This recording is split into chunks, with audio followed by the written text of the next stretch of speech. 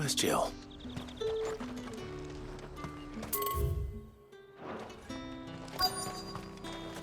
Keep them pilchards nice and chilled. I won't have use.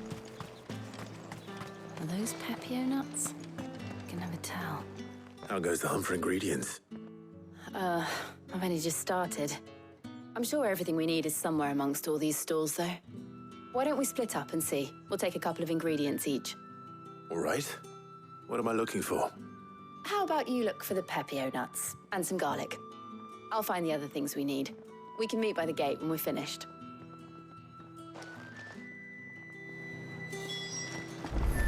Up!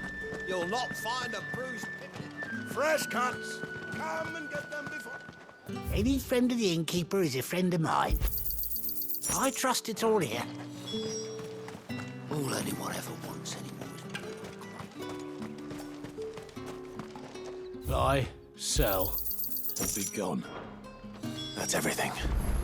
Let's see how Jill's getting on.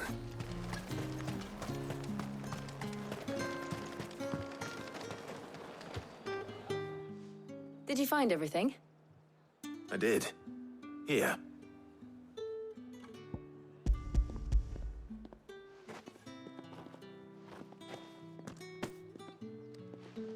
Garlic and Pepio nuts. Perfect. Now, all that remains is for Harpocrates to somehow turn all this into what Mid needs to keep her engine cool.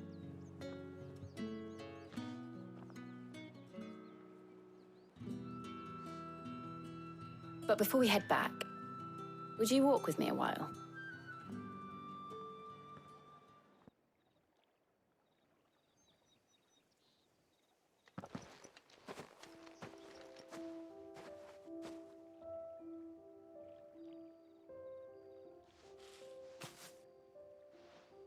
Thank you for asking me to help you today.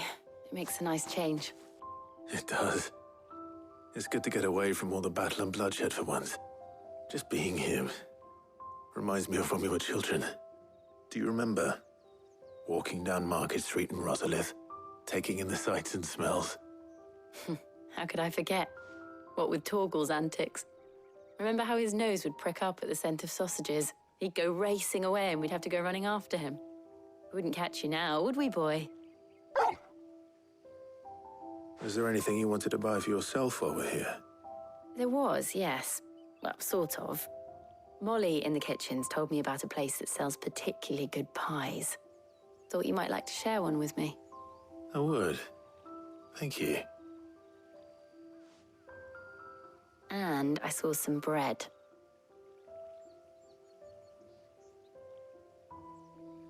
Big white cobs like the baker back in Rosalith used to make. What do you think? I thought we might get some soup to dip it in. But then I tried a slice of the butcher's dry-cured ham and it was just... oh. You all right? Sorry. It's just... you're right. I really do feel like a child again being here with you.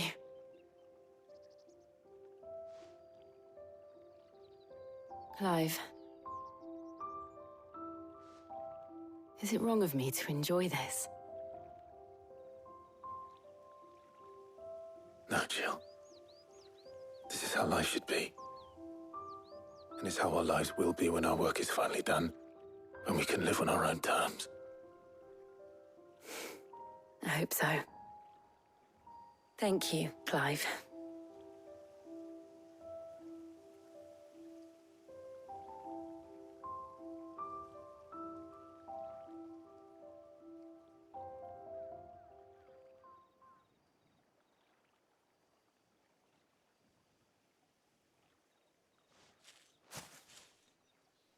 Well, I suppose we better be getting back. I need to give these ingredients to Harpocrates and Talia. I'll see you at the hideaway. Take care. I will. You too.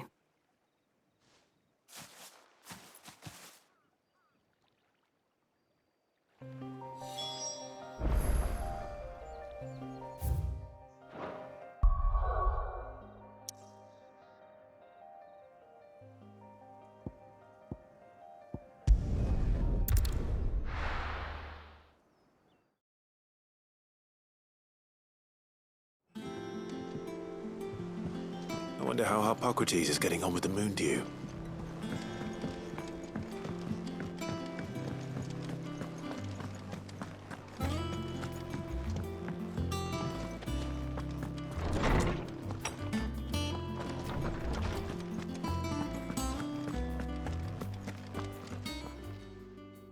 How's work on the shielding progressing, Hippocrates? Well, very well indeed. And thanks in no small part to your kind assistance. I was just explaining to Tarja how we might best go about preparing the moon dew. And now that we have all the ingredients, we may begin. You can count on me. I've mixed more than a few mysterious concoctions in my time.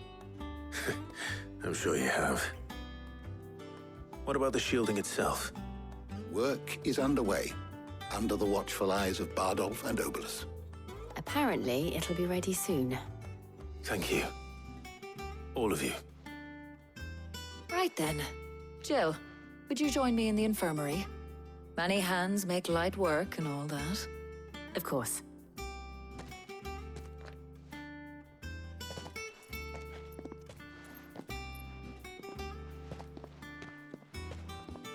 Oh, and Clive, thank you.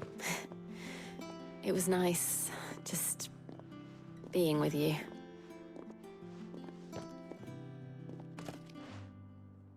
It appears our work here is almost at an end.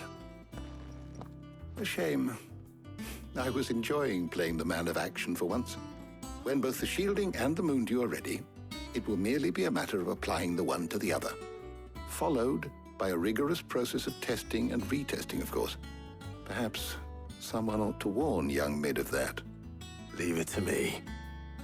Thank you, Hippocrates.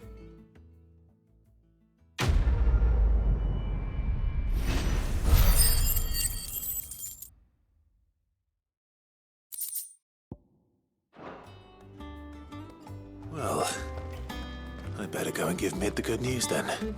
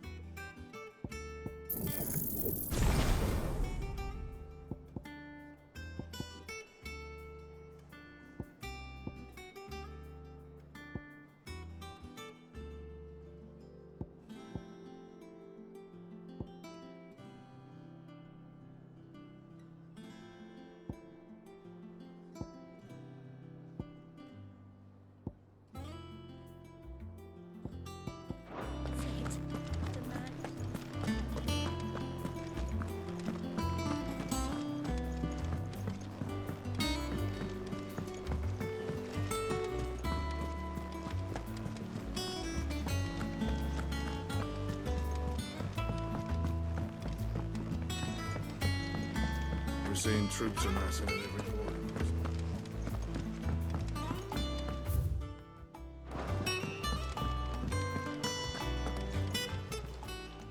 How may I help you today, Clive? You earned this. Best of luck out there, Sid. Welcome to the Patron's Whisper. Kupka, when I close my eyes.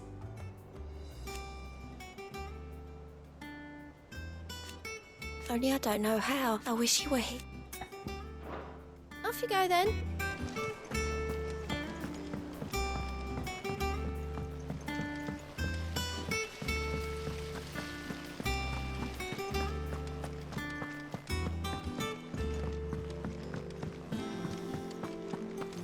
Think Mid might need some help,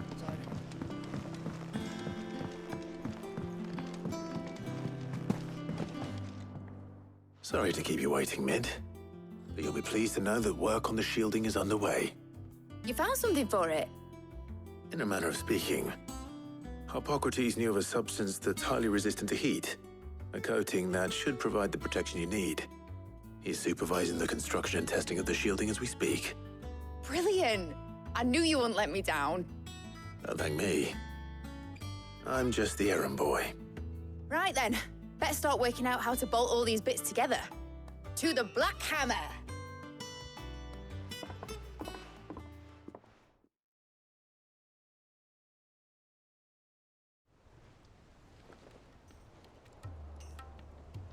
You know, when I got into the smithing game, I thought I'd be making swords and shields, not thermal bleeding didgeridoo-dahs. Displacement stacks. Same difference. Whatever you call it, I ain't putting it together in here. It's cramped enough as it is. Let's take this outside. Mid, you get all the parts lined up on the deck. I'll take care of the rest. On my way. Oh, and bring me the biggest hammer you can find. This is gonna require some precision walloping.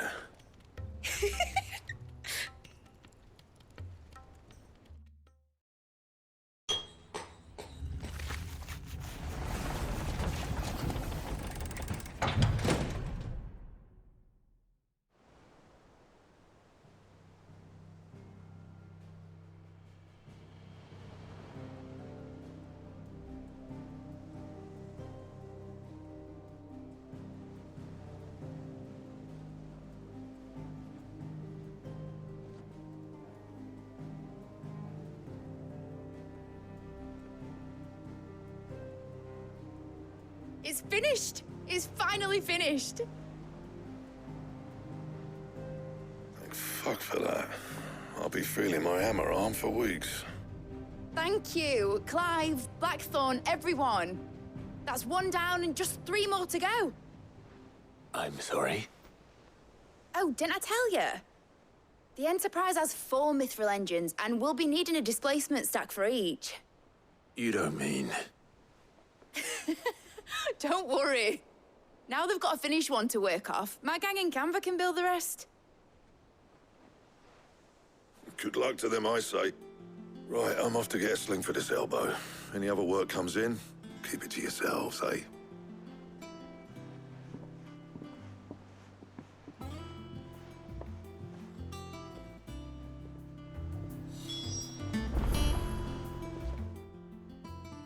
What's the matter? Nothing. Just daydreaming. Thinking about the Enterprise sailing off over the horizon to shores unknown. Searching for a land untouched by the Blight. Just like me and my dad planned. So if the worst came to the worst and every scrap of soil in the Twins turned black, we might still have a chance. That's what she was meant to be. You see, one last chance just in case we needed it. But now she's so close to being finished, I've realized I don't want it to be that. I don't want it to be just a lifeboat for us to cling to if things get desperate. I want people to sail aboard her by choice, not from the lack of it. In a world where we're not just trying to survive, but where we can actually live. I'm working on that. And I'll do everything I can to get you what you want. Don't you always? All right. My mind's made up.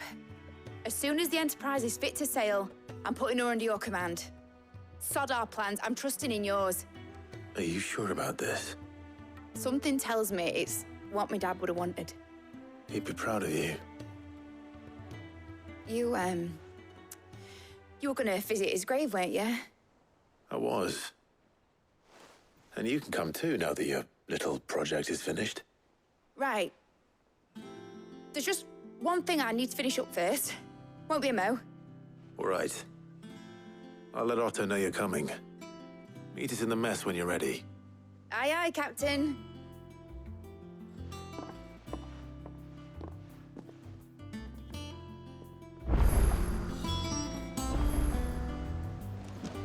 Ned told me...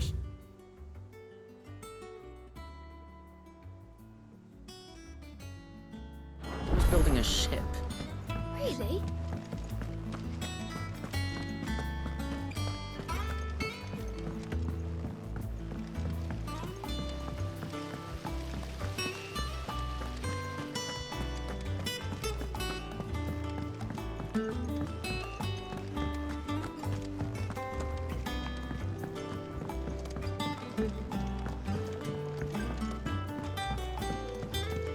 Well. Here, Sid. Reckon you might be just the man to help me out of a bit of bother. Let's hear it. Well, It's about this alembic the chief's got me making. Lovely bit of kit it is. Bung in a solution you want splitting, and it will separate it out, just like that. Problem is, it won't always get rid of all the impurities. And with some of the stuff we need it for, that ain't good enough. Which is why I've been looking for something to filter the liquid we'll be cooking off. And that's where I was hoping... I imagine Ty could get some use out of this alembic too. Proper job! So what exactly do you need for this filter? Nothing but bomb ash'll do. Gave me a sample, you pour the blackest. So, I did a bit of reading, and do you know what I found out? It's only the blimmin' bones of a bomb king. They leave them behind when they die. I take it that's where I come in. I saw a billet on the hunt board. Would have gone myself, but... All right. Thank you, Coy.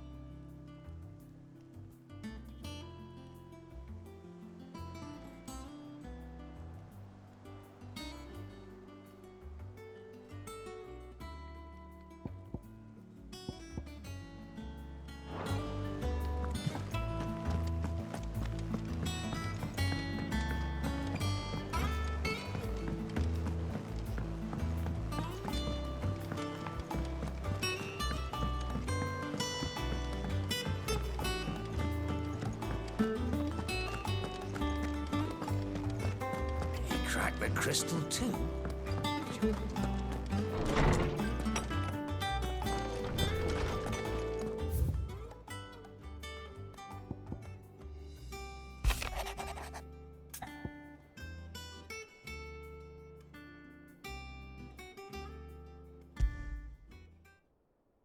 Trouble with the ledgers. Shouldn't he be asking Otto for help?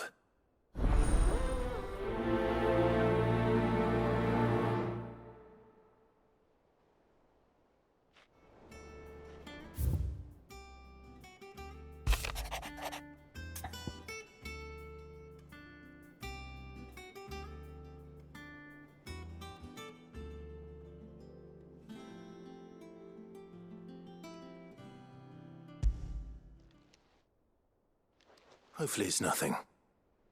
But I should speak to Blackthorn just in case.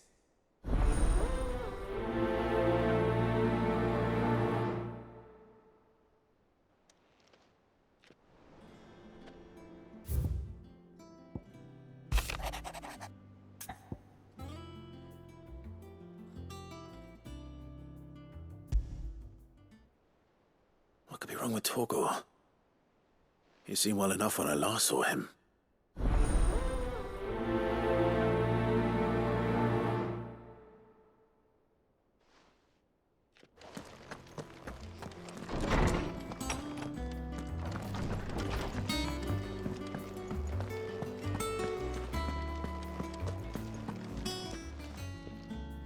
I got your note. You think something's wrong with Torgor? So you can read. Congratulations. But I didn't say I were wrong with him. I said something weren't right. He's not been eating me treats. He used to love cracking the bones from Molly's boiled brown, but now he won't so much as look at him. Didn't like him. Which is why I'm of a mind that his mind's on something else. You've not been working him too hard, have you? No harder than usual. Is that it, boy? Do you need a rest? What was it you said he was? A frost wolf? That's what the lawsman seems to think.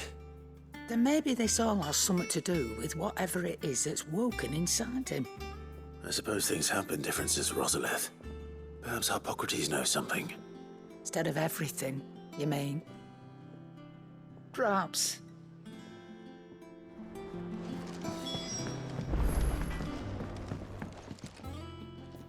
Blackthorn, do you have a moment?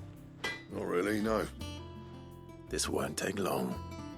I just wanted to ask how you're getting on. August was worried about you, and you might still be doubting your craft, even after learning the trick of that cuirass. Is there something else weighing on your mind? Perhaps sharing your thoughts might help. That bastard's like a dog with a bone. Still, he's got a keen eye, I'll give him that. He's just, well, Karen showed me something. Something I've never seen before. And that was? A sword. An odd-looking thing with a single-edged blade. The metal itself wasn't anything to write home about, but fuck me, the edge on it. You could slice a man clean in two with a weapon like that, and he'd be halfway home before he even realised he'd been cut. So that's what's troubling you? No. Not troubling me exactly. More distracting. Can't stop thinking, how do you get an edge that sharp? It's driving me mad. And if you knew how to do it, we could arm the curse breakers with even better blades. That's about the size of it, yeah. I'll see what I can find out. Sharper swords are always welcome. And we can't have our master blacksmith being distracted. You're a soft touch, you know that. But I can't say I'm not grateful for it. Good luck, eh? Thank you. Let's see what Karen knows about this sword.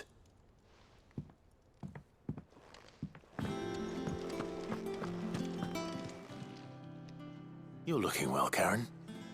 What do you want? Out with it. I want to know about the sword you showed Blackthorn. Single-edged and extremely sharp. Running around after him again, are you? I suppose I am, yes. But I need to help him find out how to work an edge like that. It's driving him to distraction. Little wonder, I suppose. There's not many like that make it as far as the twins, and those that do go straight into private collections. Which made it nice and easy finding a buyer. Can you tell me who bought it? Where is it now? You think I tell people who my clients are? Suppose you're not likely to go nicking him off me, are you now?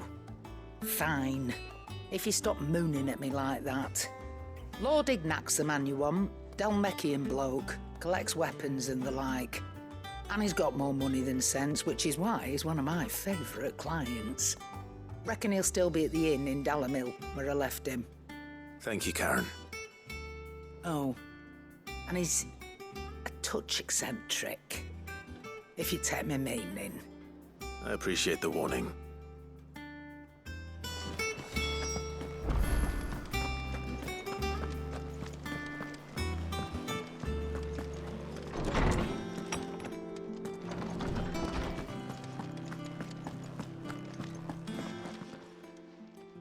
Lawsman, I need to ask you about Torgal.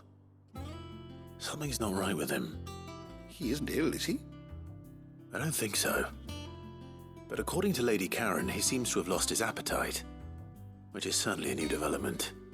She says he's hardly been touching his bones of late, and she believes it may have something to do with what happened at Rosalith Castle. I rather think she might be right, though not about his appetite. All canids are instinctively inclined to crack open bones for the rich marrow that resides within, and I see no reason why a frost wolf should be any different. Accordingly, I suspect it is not a lack of appetite that afflicts Torgal, but a surfeit of it. If we assume that his newfound magics require additional nourishment to sustain, it may well be that the bones Lady Karen is accustomed to providing are no longer sufficient. Frost wolves, after all, habitually prey upon far larger animals, whose bones may yield altogether different nutrients. As to where one might find a suitable substitute, some antelopes that graze the meadows of eastern Rosaria have been known to grow to a size more than double that of their lesser cousins. I don't recall ever seeing any that large. And little wonder. The oldest and largest such creatures rarely leave the safety of the highlands for fear of predators. The last elder antelope sighting I recall hearing about took place near Cressida, and that was long before the village was abandoned. Even so, it seems like a good place to start. Good hunting, Clive.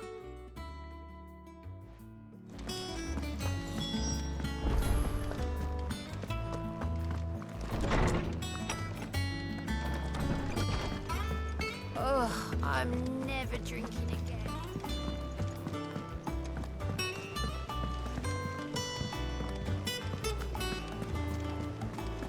Is that the thing Tomes helped with? Nid told me she was building a ship.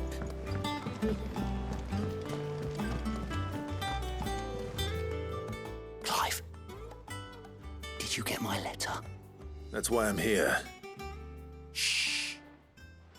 Otto might be listening. Is this better? A little. Listen, I've some bad news. It turns out the hideaway may be slightly behind in its payment to certain lenders, and it may be my fault.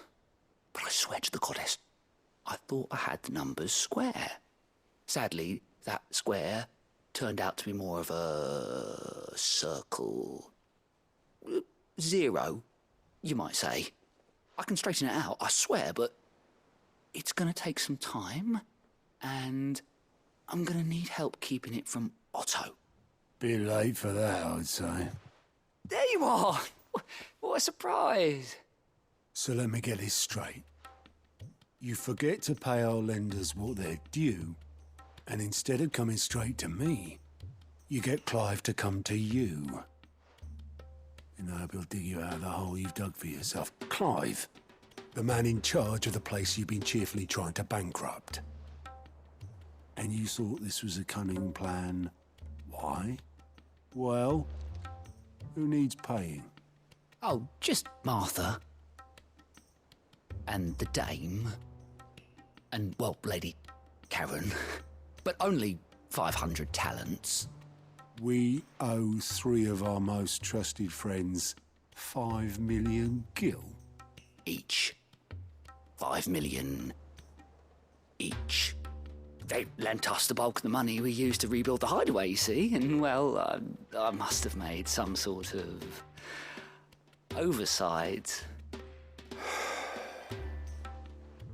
Those ledgers were my responsibility, and it was my decision to entrust them to you. This is my fault. Do we have that much to hand? I can always ask my uncle. No, we don't. And no, you won't. We've lightened Lord Rosfield's purse enough. After the king's ransom we had off him, he deserves better than to see our begging bowl. Besides, we'll need to learn to stand on our own if we're going to make this work. All right. But that doesn't mean you have to shoulder the burden yourself. Is there anything I can do to help? There might be. How'd you fancy taking these to Martha and the dame? Rocks.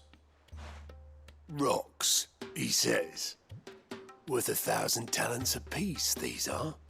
A little something Sid and I set aside for when times got lean. And I reckon 15 million in overdue debt probably qualifies. I just hope our associates' eyes are a bit more discerning than yours. I'm sure there will be. Should be me making the rounds, really. But you know how it is with this place. Orders to bark, arses to wipe, and all that. I know.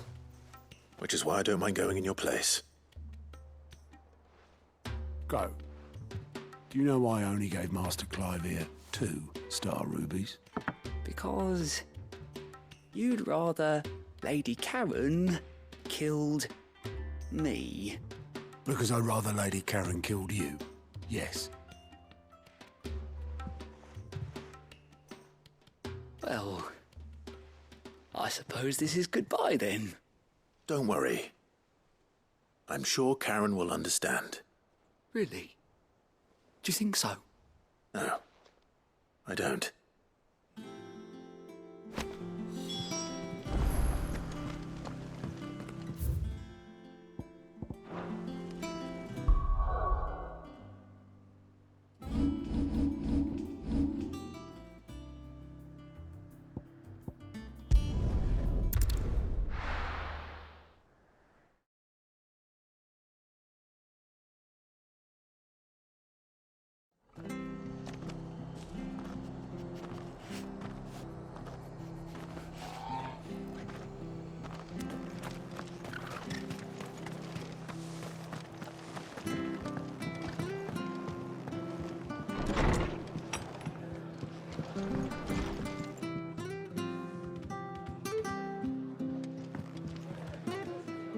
Clive! I wasn't expecting to be here, but it seems we still owe you a considerable amount of coin for your help with our rebuilding efforts. And though I doubt it's what you were expecting, we were hoping you'd take this as payment.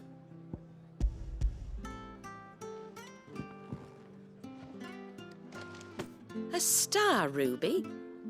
I can't accept this. It's worth at least twice what you owe me. More if you can find yourself the right buyer. Think of the difference as interest. Interest? If word got out I charged that much, no one would ever borrow from me again. Anyway, why are you the one here asking me about this? I'd have expected Otto. Bit much sending the Lord Marquis out to settle your debts, isn't it? The old goat working himself to death again? Something like that. Most days I think he's the only reason the hideaway's still standing. Same as always, eh? Back when the place was nothing but a twinkle in the eye of a recently retired Lord Commander, word is he was the first one Sid reached out to. Probably knew that without his strong arm and level head, the idea would never get off the ground. Sid may have been the face of the hideaway, but Otto's always been the backbone. And when Sid passed away, we were all worried that would be the end of it. That Otto would just give up. His death was hard on everyone. But it must have hit Otto hardest of all. But he didn't give up, did he? Quite the opposite, in fact. If I recall, he was the one who nominated you as Sid's replacement, and rallied the rest around you. I reckon what he saw in Sid, he saw in you too. And don't we all? Doesn't hurt that you're half as stubborn and twice as handsome, neither. That, and you keep good company. I suppose I do.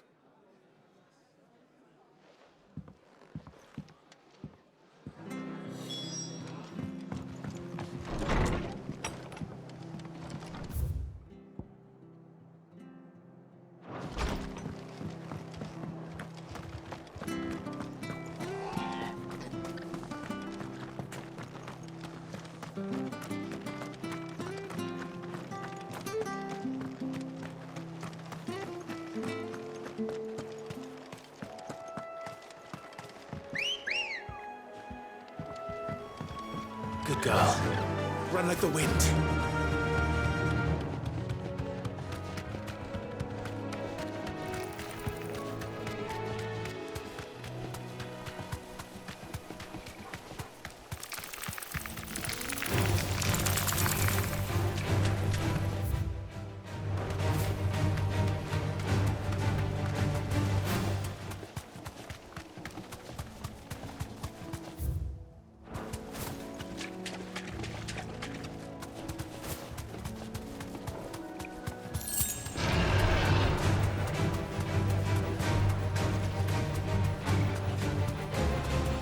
Certainly quiet. If I were a giant antelope, it would seem like just the place.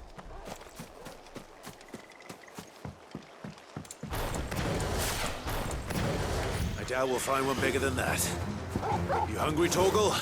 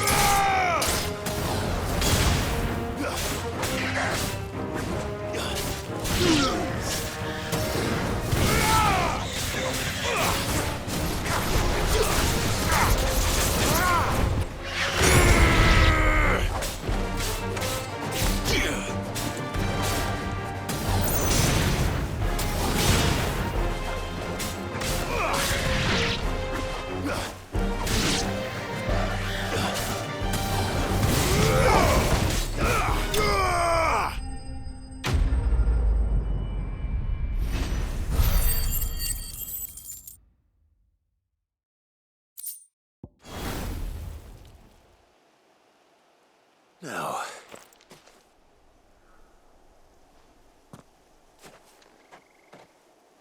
will it be enough, I wonder?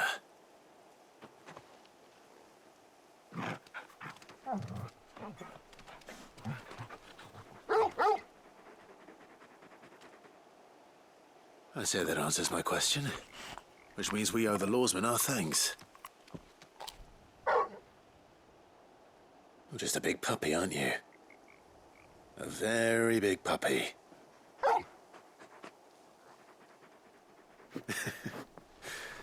You do know you can take that with you, Torgal. Lady Karen will be relieved to hear you've got your appetite back. Come on, boy.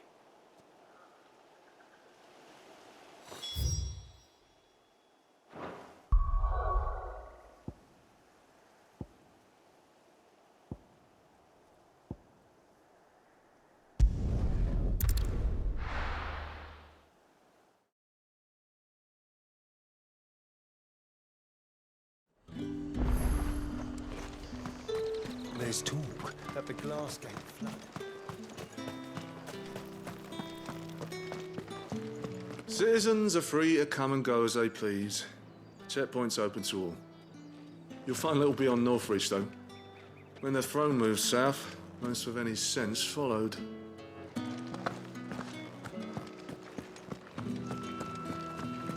Did you hear? The gates to heaven. I want to see you again. What am I going to do without sweet water and oil of talc? Milady, I come bearing gifts. Gifts? Whatever is the occasion.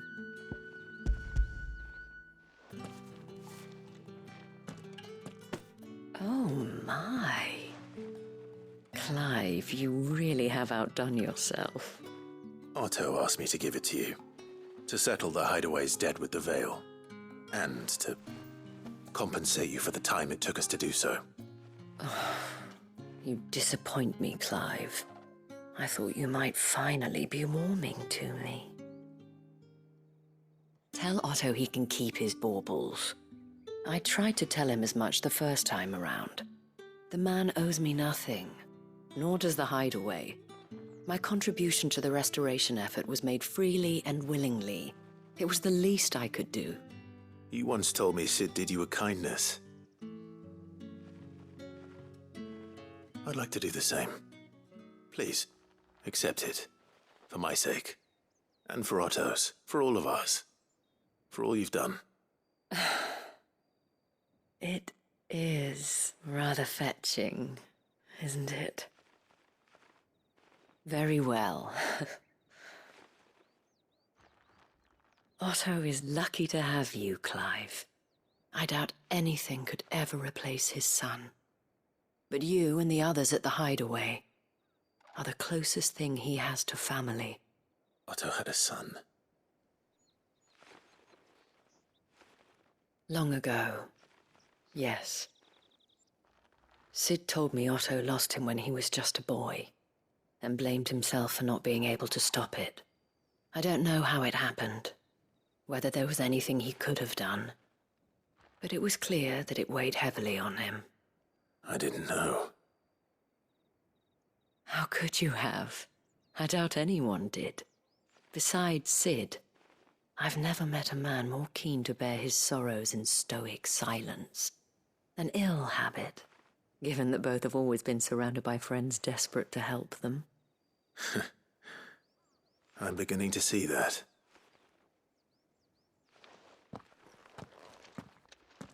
Go will want to know the stones were delivered. If he's still with us.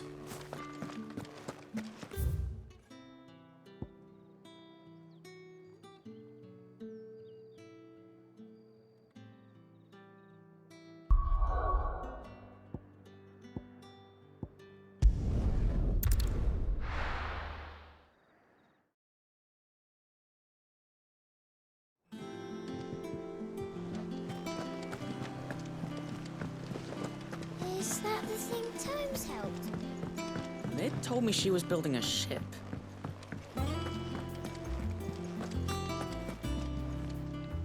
Goat. Still alive, I see. So Lady Karen accepted the ruby. Ah, about that. I tried my best, but she was just too stubborn to take it. She threw it right back in my face, in fact, and told me I could stick my stupid stone where the sun don't shine. Karen refused payment. I hope it wasn't something I said. I'm sure you were as tactful as ever. Let me see what I can do. Oh, wonderful. I hope you have better luck than I did.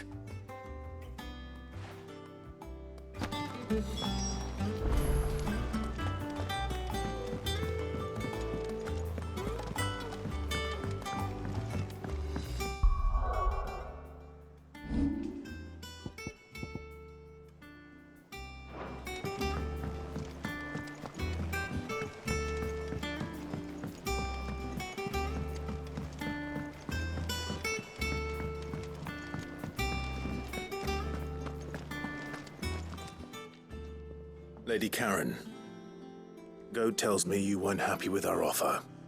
Would you prefer the debt was repaid in coin? What debt? I don't recall lending any of you lot me hard-earned gil. I may have tossed a talent or two in the Hideaway's coffers, but those were donations, and you can hardly call it charity if you go asking for it back. Of course not. But one good turn deserves another. And our circumstances have changed. Surely you wouldn't shun the gratitude of a pauper who happened to have become a prince. Oh, so you're a prince now, are you? Fine. But I'm selling it and taking what I'm owed, then you're getting the rest whether you like it or not.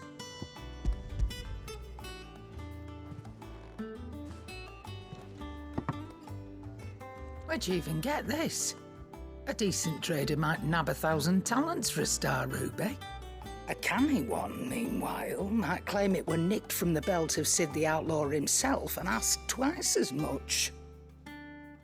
Might be I already have a buyer in mind. Might be you even know her. A fine continental maid whose beauty's only eclipsed by a guile in commerce. You wouldn't mind, would you? Not at all. Just be sure to tell her that it's always a pleasure doing business.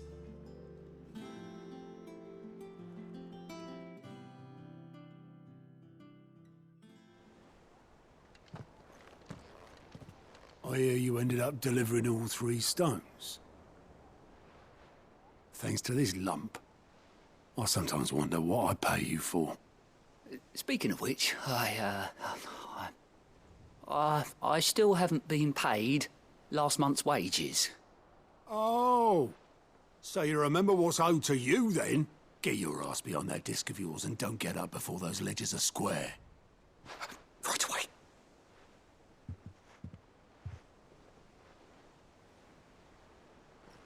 I've seen that before. You have, yeah. Plenty of times. It was the only goblet Sid ever used. Either out of habit, or because the filthy sod couldn't be bothered to find a clean one. I knew so little about him. Like most people. Martha and the Dame both seem to have fond memories of him. Huh. I bet they do. How long did you know Sid before he... Before he died. 20 summers, give or take. Back in the day, I was a purser on a trade ship, which is where I met him. He bought passage to... I forget where. And having nothing better to do on the long nights, we sat up drinking island rum till the morning bell dragged me back to my duties. Quit my post not long after that. On account of making a fine maiden's belly fat. But me and Sid stayed close, promising we'd one day sail the seas again. That was before fate stepped in and said she was having none of it.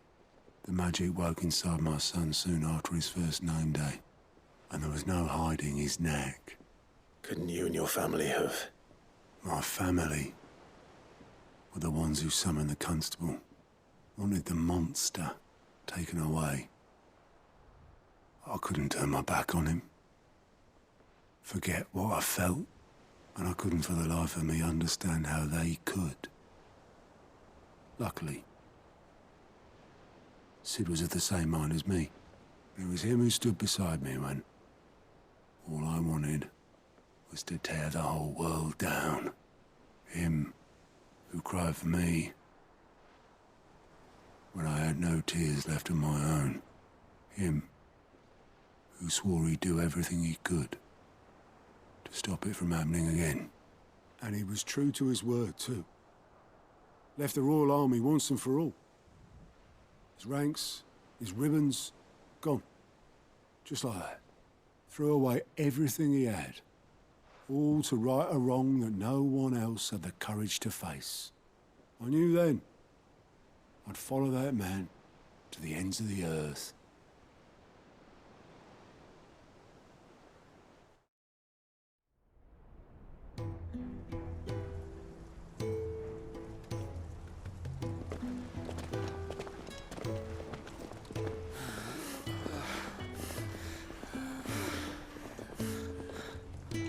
He was always too clever for his own good, was Sid.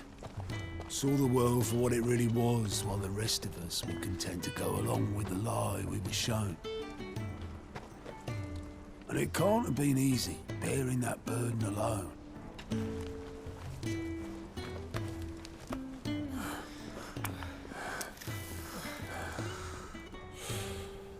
But he didn't let it stop him. He never lost faith in what he believed was right. And that gave us faith in him. Faith he'd steer us true. So I swore to myself that I'd always be right behind him, ready to catch the stubborn sod, if ever he should fall.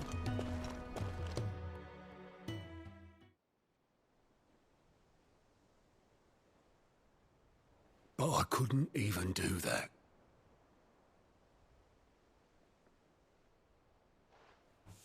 Ignore me. Just the ramblings of a tired old man. Leave that lot. I'll tidy it up in a bit.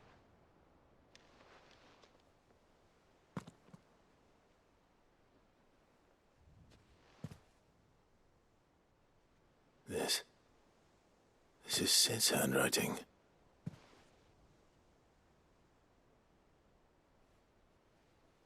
Dear Otto. I may be drunk, but I wanted you to know this place would be fucked without you. Love you, you grumpy old sod.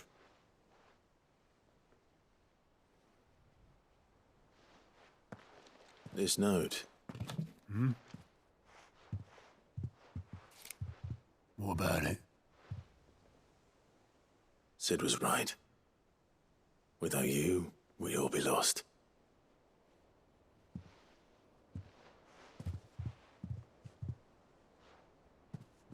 He should have bloody well said so then. Just once. Before he went. But then, why would he? Him, or anyone? I'd only have told him to piss off.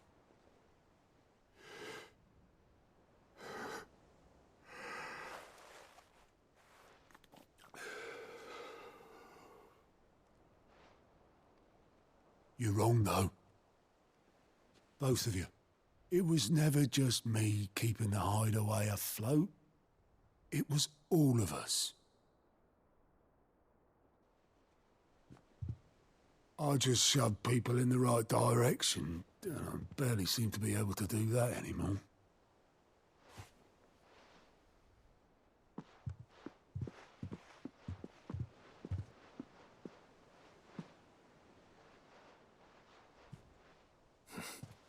Would you rather goat were at the helm? Well, maybe I've got a few more years left in me.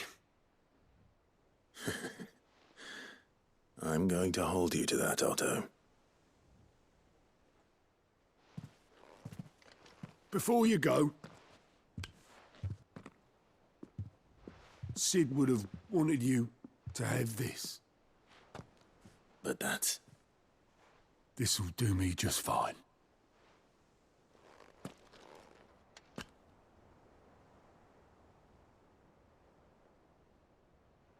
Thanks for the ray of sunshine. I'll see if I can't pay you back. Already have.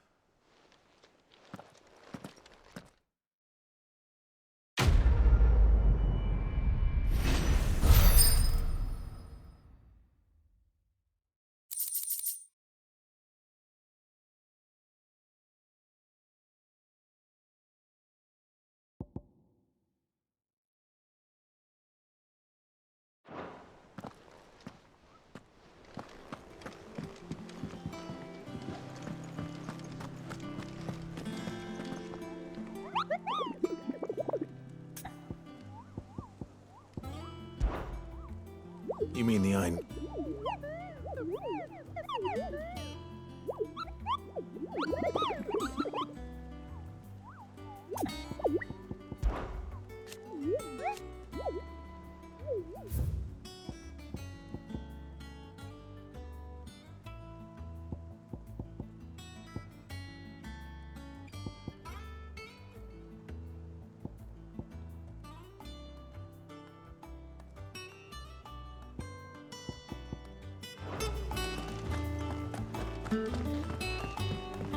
Mid told me she was building a ship.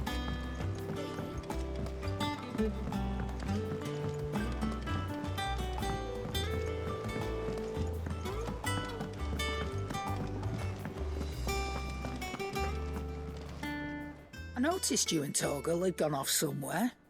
Take him for a walk, did you? You could say that.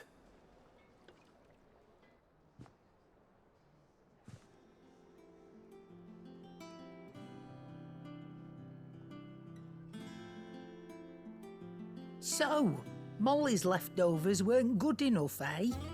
That'll teach me for treating you like you're still a pup.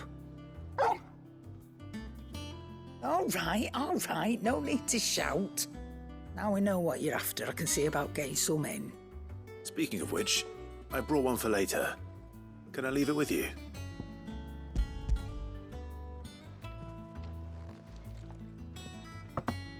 You can, aye. I'm nice like that. In return, you can thank Tomes for me. The bloody know-it-all. I was just on my way to see him.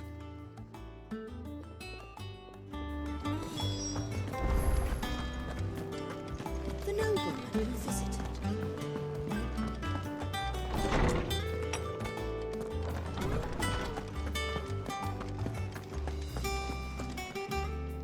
Ah, were you able to locate your quarry?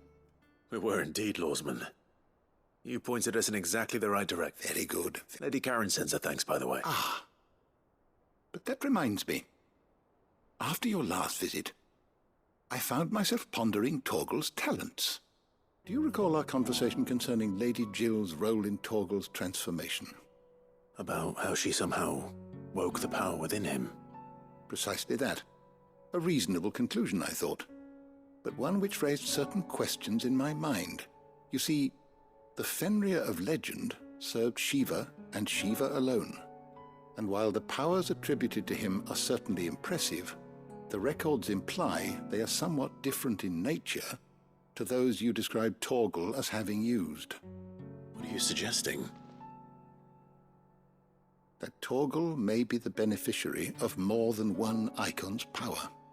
Consider that in addition to Lady Jill, he has served as a loyal companion to you, your brother, and even the late Cid.